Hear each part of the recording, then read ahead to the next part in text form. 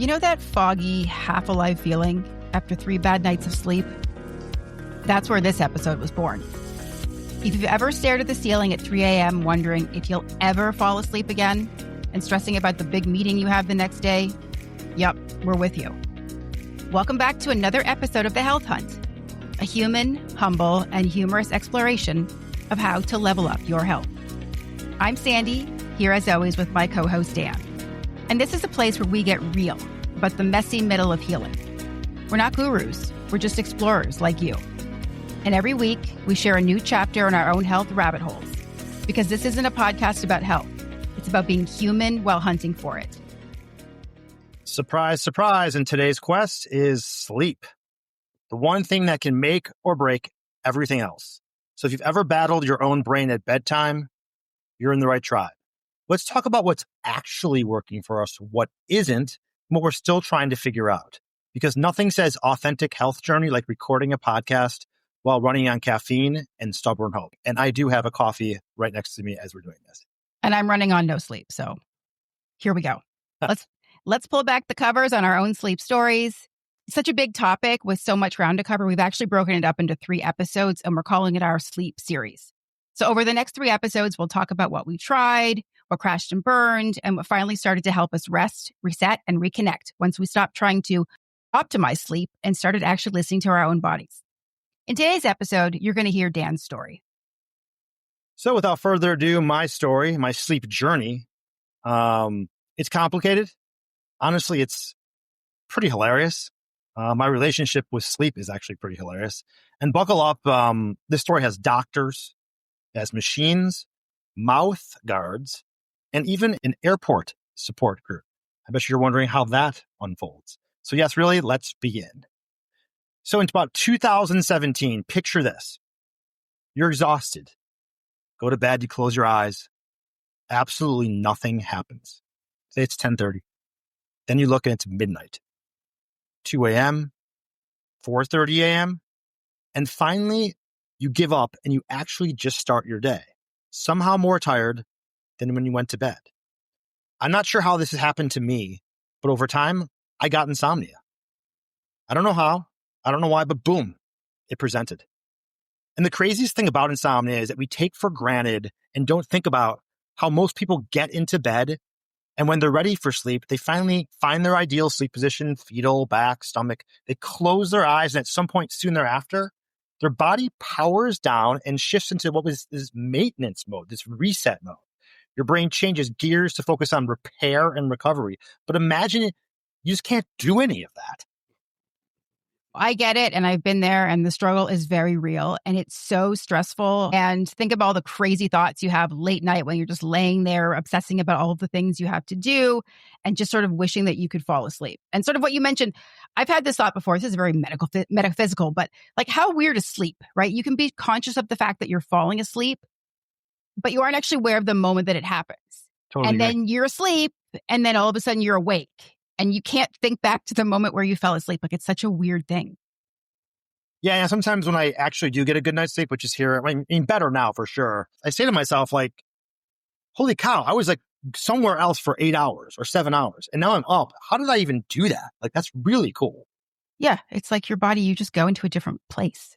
It's crazy. And so understanding the medical term of what this is really called sleep onset insomnia, but it's honestly just a fancy way of saying I can't fall asleep.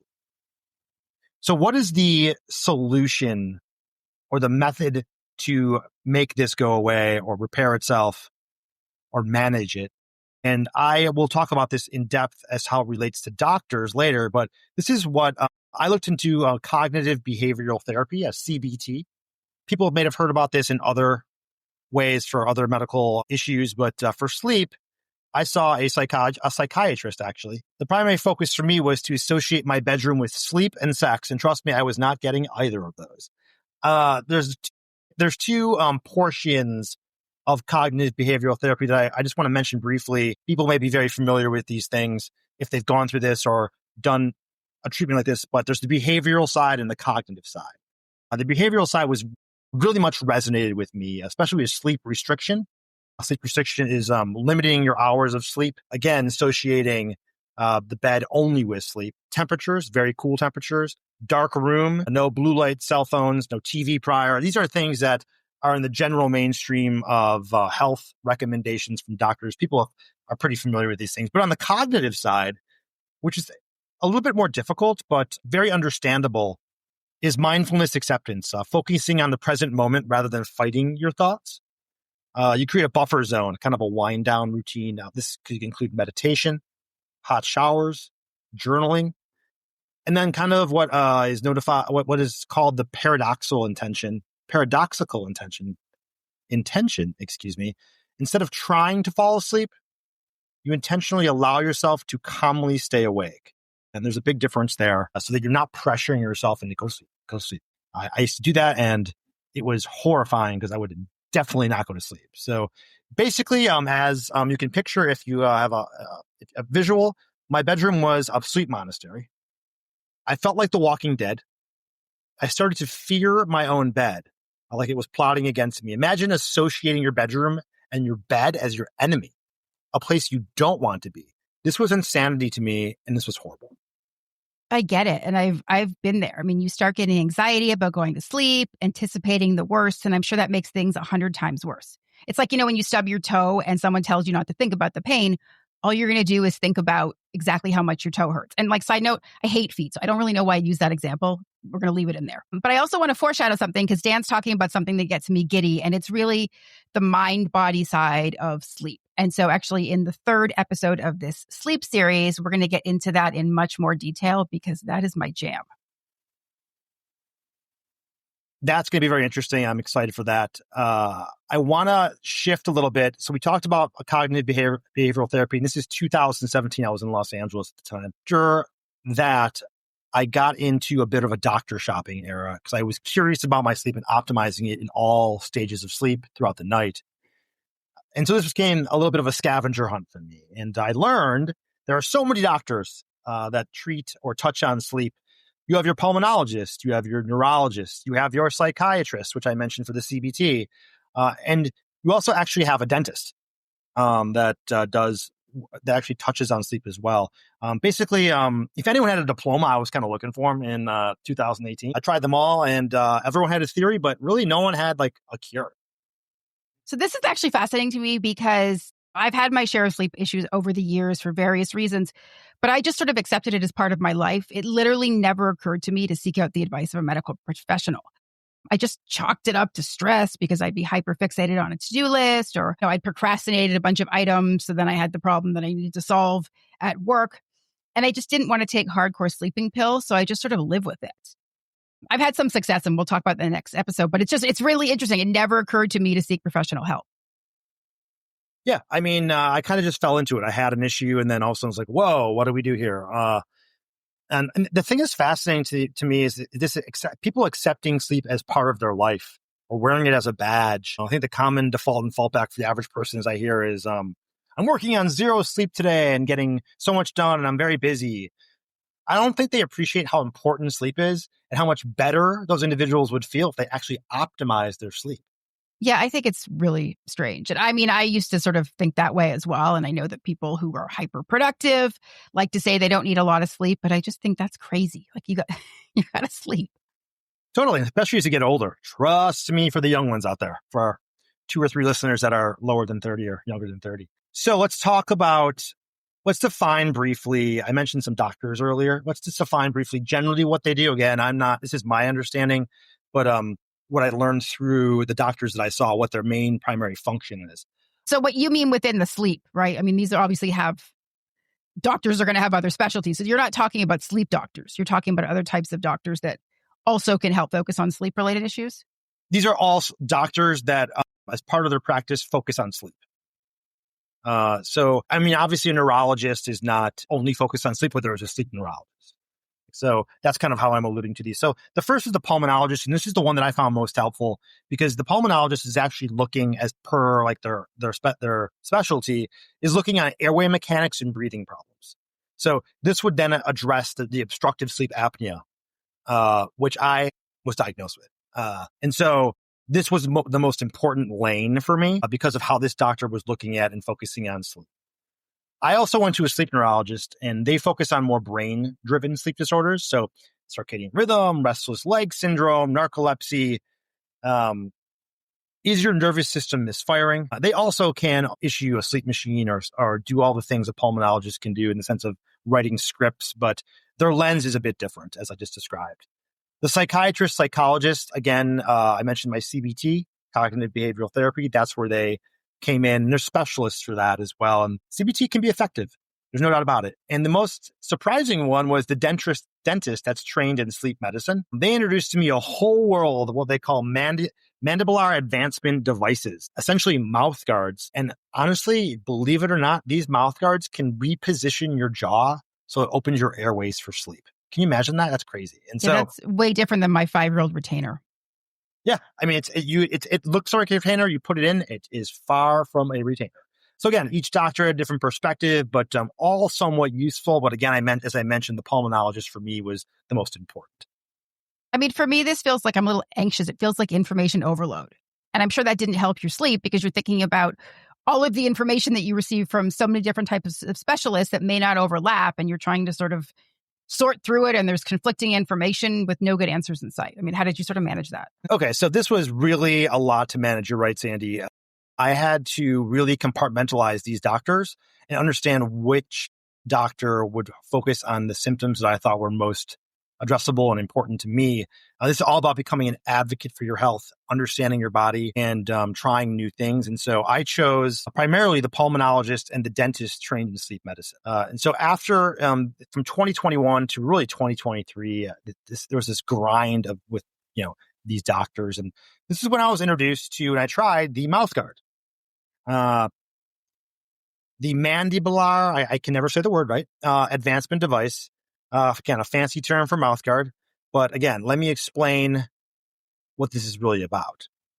So step one is you get to the dentist's office, not covered by insurance. So thousands of dollars for this thing. I mean, there are ones that you can get on Amazon that are kind of not customized, but if you want to customize, you have to go to a dentist. So I walked in and the dentist sat me down, and obviously we talked about some things, but then the process began and they filled this tray with some kind of gooey blue mystery material, shoved it into my mouth, like awkwardly, like you're taking dental x-rays where you feel like you're drooling and you can't breathe. And it felt like I was biting into this like wad of bubblegum that had been left out in the sun. I mean, you couldn't have a conversation. I noticeable drool, and I did this for like 15 or 20 minutes. And so finally this thing hardened up, this mold hardened up. Yeah, no, it's horrible. I mean, I mentioned before my retainer when I was 5, so I remember the mold. And I remember feeling like I was being choked. It's horrible. But like, fun fact, my father is a dentist, and I used to work in his dental office in high school doing all sorts of things that I probably shouldn't have been doing without some sort of degree. But we lived in a small town and everyone just kind of accepted he was a dentist. I was the daughter. Cool. But one of those things was maybe not an issue, but I was actually mixing up that goo that goes in the mold for the mouth guard. So I'm very familiar with it. I mean, I've had it in my mouth. I've mixed it up. And that when the mold starts to harden and then they pull it out, you feel like your whole jaw is going to dislocate. It's a really horrible feeling. I have to ask only because I'm curious. Were you ever active in like fillings or teeth extraction or crowns? You were? Oh, yeah. Yes. I feel like my dad's going to get. I'm not going to tell you where he is, but yeah, I did all of those things. I used to mix the amalgam. I assisted with him. I sat chairside. I worked on him with surgeries that were digging things out. I mean, this is 17 years old. So again, for our 7 listeners, Sandy is exceptionally smart.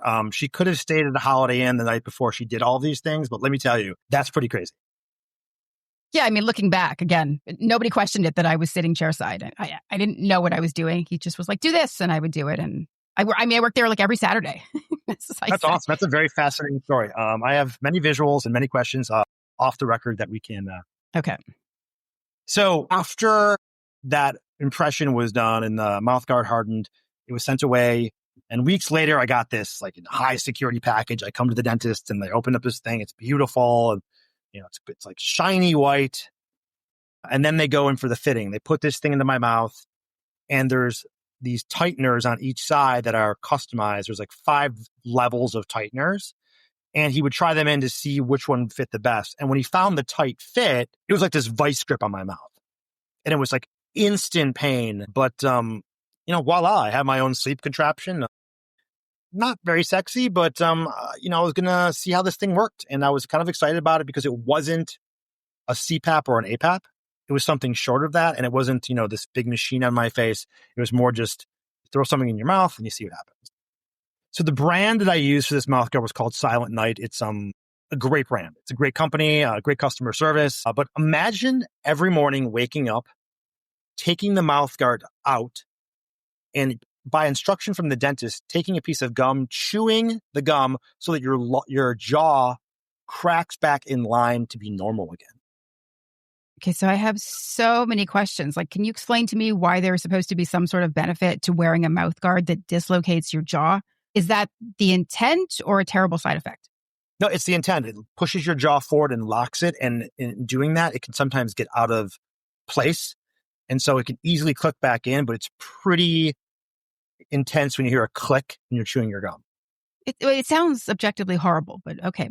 Hopefully yeah, there are a lot of people that literally cannot tolerate these mouthguards, especially at the setting that I had it in. But I was determined because I really didn't want to go to the machine. Very briefly, I'll just kind of break down why I chose the mouthguard and where this story is heading. It's heading towards obstructive sleep apnea. So what the mouthguard actually does, it gently pulls the lower jaw mandible forward, which increases the space behind your tongue, reduces airway collapse, and from my understanding, it lowers the number of apneas, which I'll discuss in a second. But it became clear to me this wasn't the answer. So we're at now the point where the mouthguard was kind of working, but it wasn't the solution clear to me. And I'll tell you how that was clear to me in a second. And so I'm going to get into now, I'm going to start with the conclusion first, that I was diagnosed with obstructive sleep apnea. Surprise, surprise. The anatomical reality of my body is that my neck is very big. I have a 17.5-inch neck. Finding a dress shirt when I was younger that actually fit me was impossible off the rack. And so I had to have them custom made. Wait, what? Really? Yep. That was your childhood? Your accessory? Okay. Yeah, I had, you couldn't go to Bloomingdale's and get the ones that are in the wraps, were all perfectly folded. You undo them. My neck wouldn't, the sleeves were too short or long. I forgot. I can't remember. Nothing fit dimension wise because my neck matched that of someone who was much bigger than me, my frame. So so I had to get them custom made. Wow. Okay. That is a tough childhood thing to navigate. Yeah. And so I just want to give newsflash to everyone out there. Sleep apnea is not just a condition for the obese, the overweight, even for the elderly. Although I admit I'm getting older, it can be anatomical too. Normal people, unsuspecting, can have sleep apnea, and it's so underdiagnosed. Okay, so I did two things before I did the overnight sleep study. The first one I just discussed, which was the mouthguard. The second thing I had done was the at-home tests. People might be aware out there, you can order at-home tests from the sleep doctor or from this company called Lofta, and there are others. I mean, your doctor can even order it for you. It's mostly the same technology. It's this disposable wristband. It has a finger, chest sensor. It's tied to a smartphone app. You get the results directly, and then you can speak to your doctor or even a telehealth appointment, and they'll have a whole report for you, and they'll identify whether or not you have sleep apnea. And I did a couple of those tests. They're not as accurate as the overnight sleep study, but they're a good indicator of where, it's heading for you as far as whether or not you have, obstructive sleep apnea. Yeah. So then you can kind of dig deeper. If you find out that you have it, then you talk to a doctor or whatever it is. Great point. Yes. So for me, I was borderline mild to moderate. And so I'm okay, well, I'm borderline here. What's really the deal? Am I really moderate or am I borderline? Should I not be concerned about this? So I'm okay, full stop. Let's just get this overnight sleep study going. But the overnight sleep study for everyone out there is a whole different level. It monitors not just your breathing, but it monitors brain waves, heart rhythm, your oxygen level, leg movements, which I again tied to the sleep neurologist, and sleep stages. Many different sleep stages. We'll talk about those in different episodes here as part of the sleep series. But I want to, it paints the overnight sleep study paints the full picture of what's happening with your sleep. It's really the Taj Mahal of all of this. So let me tell you about my overnight sleep study experience. Not everyone, our listeners, have had one. You'd be surprised how many people have had one. But imagine sticking sensors glued all of your body, wires running in every direction, like you're kind of auditioning for the movie The Matrix. And you walk into this office and strangers in a room are literally watching you sleep and monitoring your sleep. It's kind of, there's really nothing relaxing about it. I remember sitting in the waiting room and there was like 5 or 6 other people there. We were all waiting to be led into these kind of sterile rooms that were uncomfortable. The beds, I mean, the beds are, they're not beds. They're like, it's like sleeping on cinder blocks. It's fascinating to me. Again, like I just mentioned, the tech takes 20 minutes to put all these sticky sensors onto your head. And you're there from 8 p.m. when you check in and you usually leave by 6 a.m. Some people leave earlier. See, like these sleep studies have always baffled me because it's such an unusual environment that's so out of your comfort zone, and it sounds like nothing about it is comfortable. I don't really know how it's able to test how you're sleeping on a regular basis. I mean, I'm a super light sleeper, and I can't even imagine being able to fall asleep in those conditions. I have to have my very comfy bed and my pillow a certain way, and I just can't fathom how that works. I'm not someone who would do a sleep study, I think, because I'd be so conscious of like what was going on. I don't even like to close my eyes in front of people. If I'm on the airplane and I want to take a nap, I've got big dark glasses on. For whatever reason, I have this weird thing about anybody seeing me sleep. So to be watched by a bunch of humans in lab coats just sounds very undesirable. So apparently I remember during the study, they would say they need about 90 minutes of good sleep. So like they're not like trying to capture the 6 to 8 hours. They just want to capture a blip of that so they can kind of see how you're sleeping and your brain waves are working, so on and so forth. I mean, I think I actually, during that sleep study, I got like 4.5 hours and they said like they let me sleep, which was like shocking because everything was so uncomfortable. I could barely get into my fetal position. The pillow was like horrible for my neck. I just remember all of this. I'm like, how do you even get any results from this? Just to your point, Sandy. Yeah, I mean, it would, again, nothing I would ever consider because it's hard enough to even sleep in my own comfy environment. So that just sounds not my jam. So Sandy is not getting a sleep study, at least at this point, but who knows?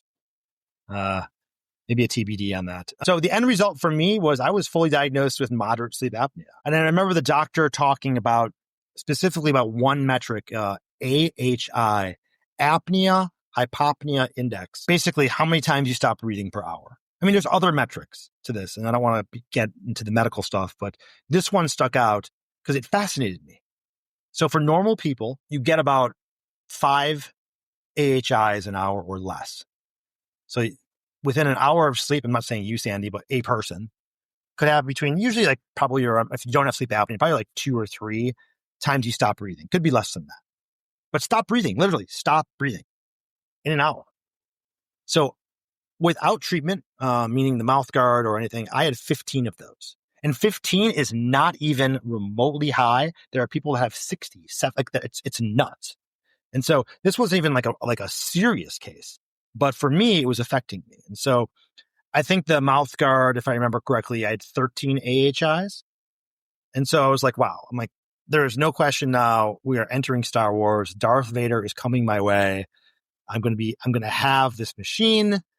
And that was it. To be honest, this sounds terrible, but I know that so many people suffer with it. It's just mind-blowing because it's such a bizarre thing to me that your mind forgets to tell your body to breathe. Like I'm wondering, and we have to do some research on this. Can you retrain yourself to breathe while you're sleeping? It's a great question. For me, I'm guessing since it's anatomical, since it's like my neck and like how my jaw is, that this is something that is just not going to go away. There's no mind-body component to it. But again, don't want to say that absolutely. And so this is 2024, had the sleep study. And, I guess going with the Matrix reference, and then came the machines. My machine was the ResMed 11, and it was my new bedtime accessory. By the way, ResMed is the gold standard for sleep machines. They're really the only entity on the market that has a quality sleep machine. I think Philips had one that was problematic and they discontinued it. ResMed is really top of the line. So I think the ResMed 11 is the most recent version of it. But if you're going to get a sleep machine, without question, make sure it's a ResMed. So there are 2 types of ResMeds. There's a CPAP, which is continuous positive airway pressure, or there's the APAP, which is the automatic positive airway pressure. I had an APAP. But let me first tell you briefly what a CPAP does. A CPAP blows the same level of air pressure all night. So doctors will recommend this for people who have just a straightforward case of obstructive sleep apnea. For me, my pressures were different because my apnea is varied throughout the night. And so I had different pressures at different nights. So when I fall asleep, the pressure is 8. And then when I'm in my sleep, it goes up to 12 or 14. I don't notice these things when I have it on because I'm asleep, but the machine is actually noticing these things and recording these things and changing the pressure, which is pretty cool. So it's a pretty smart machine. I mean, it's adjusting to what's happening in your actual environment, your sleep. Yeah. And I will tell you that insofar as I'm able to keep the mask on and utilize it, my apneas are down to less than 1. So 15 an hour to less than 1 an hour. That's excellent. That's a huge improvement. That's life-saving. Like over the course of my life, if you don't sleep and you have these apneas, you know how hard your heart is working? I mean, this is really bad for your heart. And not when you're 30, but when you're 60 or 70, this all adds up. You're basically like fighting your heart while you're sleeping. And so this is a big, big medical improvement for me. But I will tell you that having an APAP has its quirks. You have to clean it. You have to buy parts for it. And then you also have to carry it through the airport as you travel, which gets me to the airport story. So, like when you see someone for the first time they've never seen before, and then all of a sudden you start seeing them all the time, like after that, like you start, I call them my everywhere person. Yes. I went to the airport once, not once, I keep going to the airport, but I had my moment at the airport where I started to realize that people were walking around with Res Med 11 bags, like I was. And like, it's almost like this like Men in Black thing where it's like, you walk around and you're like, these people were in front of you the whole time. It was in front of you. But now that you have one, you notice it. It's like a secret club. It's like when you are looking at a certain car, thinking of buying a new car, and then you see that car everywhere and you never noticed it before. You're just sort of part of that club. Totally. And it was just, I used to get a smirk on my face. I'm like, wow. I'm like, there's Jim. His name wasn't Jim, but 65 years old. He's got a Res Med. He's, we're pumping out the same type of equipment every night. He's living the life. He has to go, buy distilled water when he gets to his hotel because obviously you can't find distilled water anywhere and you can't bring it on. If you're carrying, you have to have distilled water. Is everyone carrying it? It doesn't fit in your suitcase. Like how large is it? Is it like a briefcase? What kind of device? It's like a laptop bag. Like remember like laptop bags? Like wow. Okay. Yes, I still have a laptop bag. Remember? Yeah, I use one still. And so, people put them like, as you lift the arm of your suitcase up, people put them on the arm as with their travel bag. So it's kind of like you would do with like a laptop bag back in the day. I mean, maybe people still have laptop bags, but most of them put them in like a book, like a Wait, whatever. Did laptop bags go? Oh, you're talking about the rolling laptop bags. I still carry a laptop bag. Is that not cool anymore? I don't. My laptop goes in like this in a backpack. I mean, I guess there's laptop bags. I haven't really noticed. I feel judged. Okay. Yeah, I mean, I feel like laptop bags kind of old school, but maybe our audience can chime in on that. But yes, so not only that, walking around the airport when you see people with them, but then you go on the airplane and as you walk in, let's say you're like row 25, you're not like sitting in first class or whatever. I'm a row 25 guy. And you're looking at all of like the bins and all the doors are open. Like every bin has a Res Med bag. Like you're like, holy cow! Like there are so many people that have sleep apnea. This is an epidemic. Yeah. So this is the airport club that I was mentioning. Literally, there's a Res Med airport club. But I'm concerned that humans have lost their ability to breathe while they sleep. I guess it was always a thing, but I'm wondering if there's things that have happened over time that have caused that. That's a really good question. We'll definitely have a sleep expert on to ask that to, and I'm excited about that guest. But I would say that because people have more health issues today, like I mentioned, obesity, heart issues, there are a number of issues you could have. And we have an older population as well. It's definitely, don't get me wrong, older people are more inclined to have sleep apnea. I'm not sure what the specific reason for that is, but that is my understanding.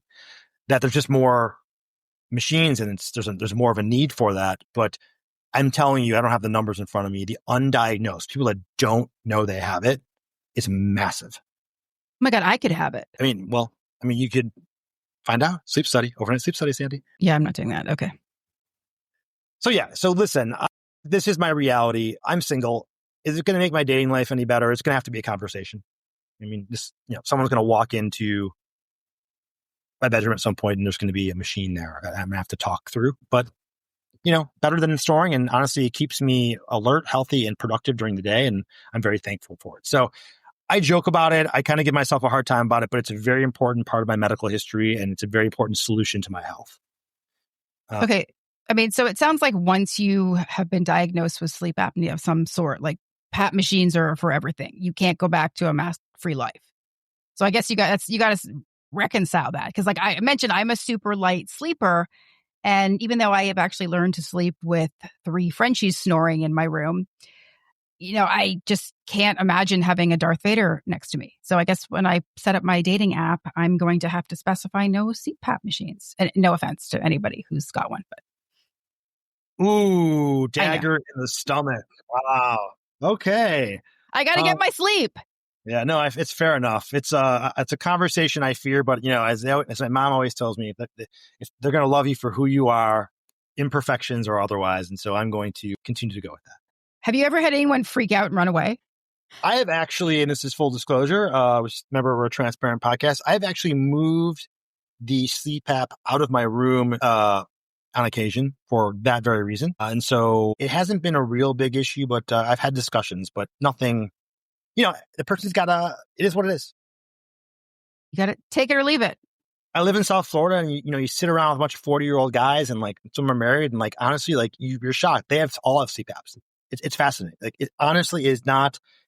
It obviously is not. It's not like everyone has a CPAP, but there are more people that have them today than you'd even realize. So I think it's important to also then mention, now that I'm addressed my sleep issues in that regard, that there's something else going on that I'm constantly still battling. And again, all of our health symptoms, like we battle these on and off throughout life. And, you just try to continue to be your best advocate. But when I thought I had leveled up the sleep game, I guess I call it the new boss. It's called middle insomnia. So I can fall asleep just fine. But like around 3 a.m.-ish, I'm wide awake. Sometimes the APAP mask is on. Sometimes I'm without it. But then at that 3 a.m. to 4 a.m. mark, I'm up for 45 minutes to an hour. I'm up. Like I can watch an episode of this or that. I could scroll on my phone, do all the things you're not supposed to do, but I'm up. So I'm like, am I going to even fall back asleep? So I have a bunch of theories about this, and I think I've kind of nailed down to what it might be. But I learned that you honestly can have cortisol spikes in the middle of the night. I wasn't aware of that. You can also have apnea blips, meaning do I have an apnea? And the apnea, even with the machine on, did it happen to wake me up? Maybe there's a brain issue. My brain just hates me. I've been trying different experiments, looking at some of the CBT things. And, obviously Sandy and I are huge on magnesium, taking my magnesium, which gets me to sleep. But, obviously it's not responsible for keeping me to sleep. But I think at the end of the day, what really might be the issue is, and we'll talk about this in the subsequent series, Sandy will focus on this as well, is water. Is my drinking of water before I go to sleep and having to go to that one bathroom break during the evening. I'm no stranger to waking up in the middle of the night because, like you're just talking about, I'm someone who naturally wakes up to pee in the middle of the night at least once or twice. But I've also woken up with like nighttime anxiety, especially if, let's say, work is very stressful or there's something on my list that I'm just not tackling because I'm procrastinating. And it's always happening in sort of the early hours of the morning. I also struggle with comfort issues. I talked about in one of the introductory episodes that, I've got joint pain and things like that. So I can get stiff or feel pain and need to reposition a lot. I'm not like a thrasher. I don't roll around, but I do feel like I get uncomfortable and I have to move around. And that obviously wakes me up. And then I've got the dogs, which is a whole other issue that is drastically affecting my sleep, which I will talk about in the next episode. No, all very important and very interesting. So I guess I wanted to just go run through why all this matters. I talked about my insomnia. I talked about my sleep issues and being diagnosed with obstructive sleep apnea. And now I talked about the fight that I'm having with kind of this middle insomnia. When I look back on this entire sleep journey, from sleepless nights and endless doctor visits to mouthguards, machines, and middle of the night awakenings, what stands out isn't just the struggle, it's the lesson. Sleep isn't passive. It's an active biological priority that touches every part of your health. I mean, your hormones, your metabolism, your mood, recovery, focus, even your longevity, as we talked about. Most of us take this for granted until it stops working, and then we realize how foundational it really is. My story isn't about finding a perfect fix. It's about understanding that sleep is a dynamic, deeply individual, as Sandy and I have discussed, and something worth fighting for. Because when you finally start sleeping well, everything else in your life, from energy to emotional resilience, starts to work better as well.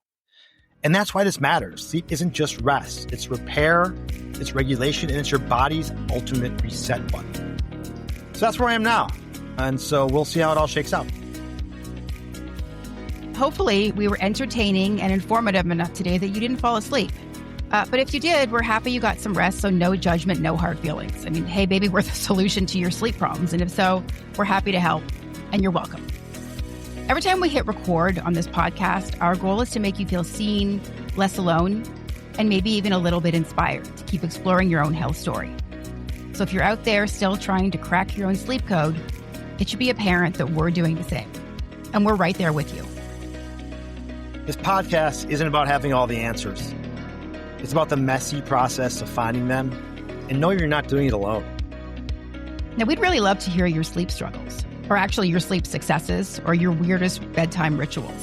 So send us a message or an email at info@thehealthhunt.com, and you might get featured on a future episode. And if you connected with this episode, share it with someone who's also tired and needs a reminder that they're not broken. If you took away one nugget from this episode, we'd love to know. Tag us, DM us, send us your wins and your fails. You can follow us on social media at thehealthhunt_podcast. Leave a quick review and come join our tribe of curious humans trying to actually feel better. And please subscribe to this podcast, rate it, and leave a review if you'd be so inclined, because it's really what helps others like you find us. So thanks for being a part of our tribe. You're why we do this and why we keep chasing better health one rabbit hole at a time. So until next time, sleep well, stay curious, and we'll see you on the next episode of The Health Hunt, part 2 of our sleep series and Sandy's bedtime stories.